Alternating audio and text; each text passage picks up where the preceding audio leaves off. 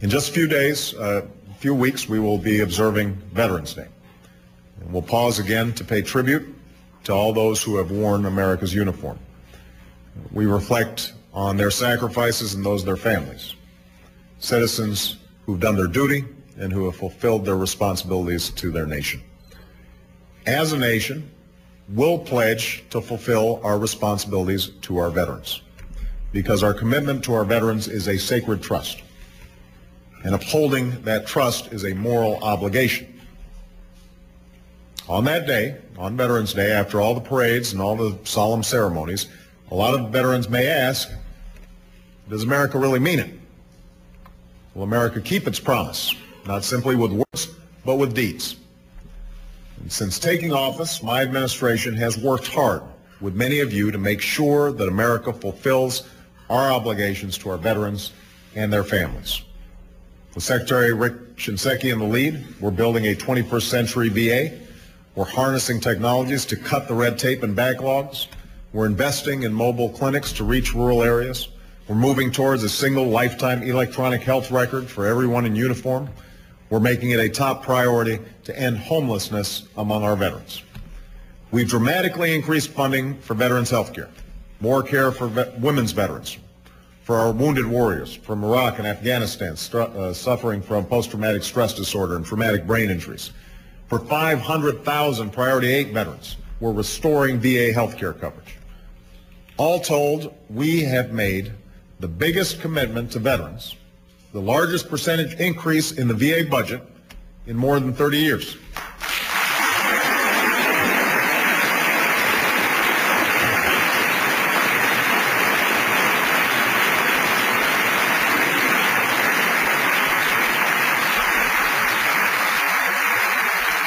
And this includes funding the post-9/11 GI Bill, making sure it works as intended so our newest veterans and their families have the chance to pursue their education and live out their dreams. So we're keeping our promises. We're making real progress for our vets, like those with us today, including Maryland Lieutenant Governor Anthony Brown, the highest ranking elected official in the nation who has served a tour of duty in Iraq. Thank you, Colonel Brown.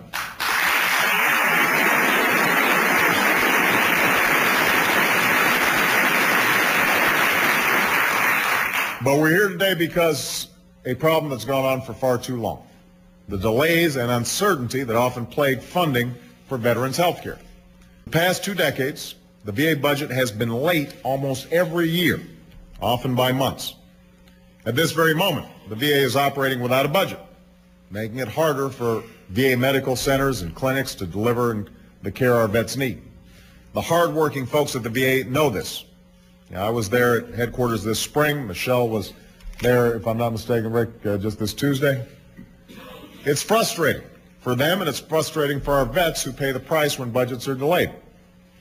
The new doctors, nurses, and critical staff that aren't hired, the new medical equipment that isn't purchased, the construction of new facilities and clinics that isn't started, the new programs for medical care that are delayed. This is inexcusable. It's unacceptable. It's time for it to stop. And that's just what we'll do with this landmark legislation, the Veterans Health Care Budget Reform and Transparency Act.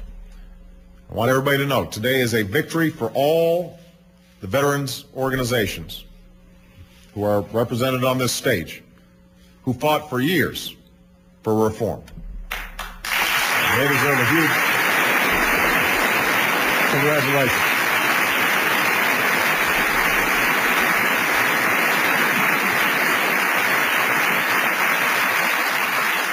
Today is a tribute to those who led the fight in Congress. Senator and World War II vet Danny Akaka, Representative Bob Filner, thank you for your leadership.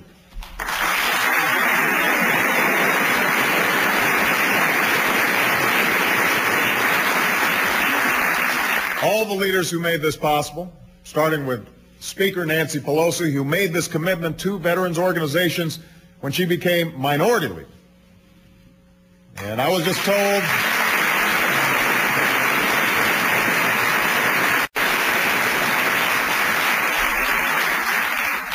some people didn't believe Nancy when she made that promise. Nancy keeps her promises, and I want all our vets to remember that. Senator Tim Johnson for his great work in the Senate.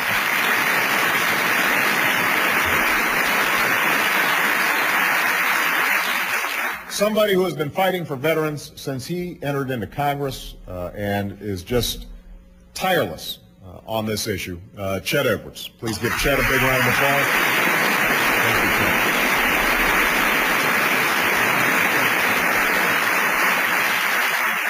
The other members of Congress who worked so hard, Michael Mishaw,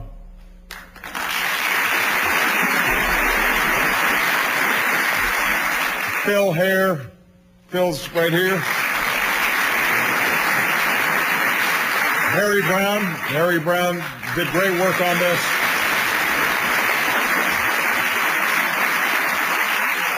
And so many others. This is a reminder of what's possible when we come together, Democrats and Republicans, to do right by our veterans.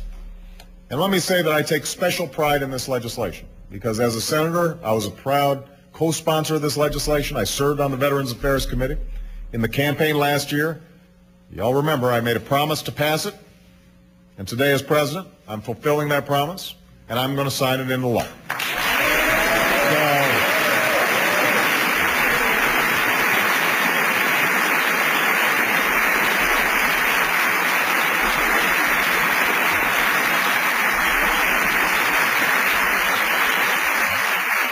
With this legislation, we're fundamentally reforming how we fund health care for our veterans.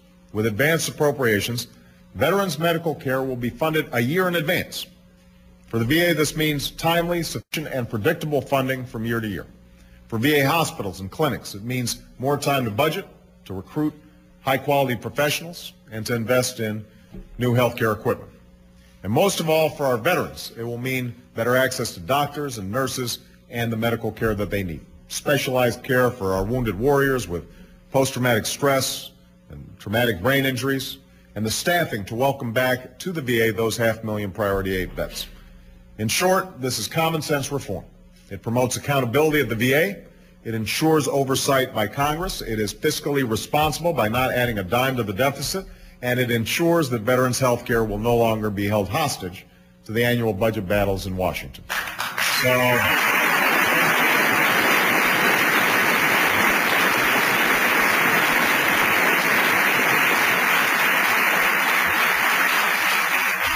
Of course, as we all know, keeping faith with our veterans is work that is never truly done. Today's veterans expect and deserve the highest quality care, as will tomorrow's veterans, especially our men and women serving in Iraq and Afghanistan. And should they ask this Veterans Day, will America back up its words with deeds? Because of everyone in this room, because of this reform legislation, the answer will be yes. The United States of America will keep our promise to our veterans. We will fulfill our responsibilities. We will uphold our obligations to all who serve. And that's why I am thrilled to be signing this legislation into law right now. Thank you very much. God bless you.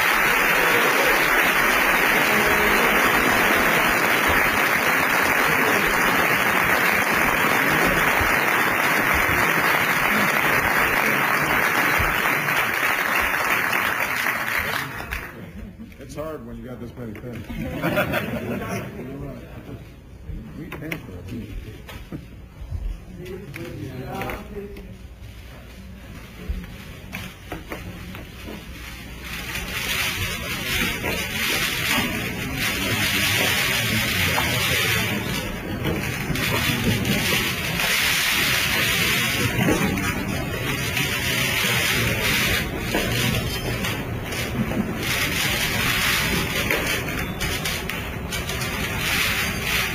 There we go.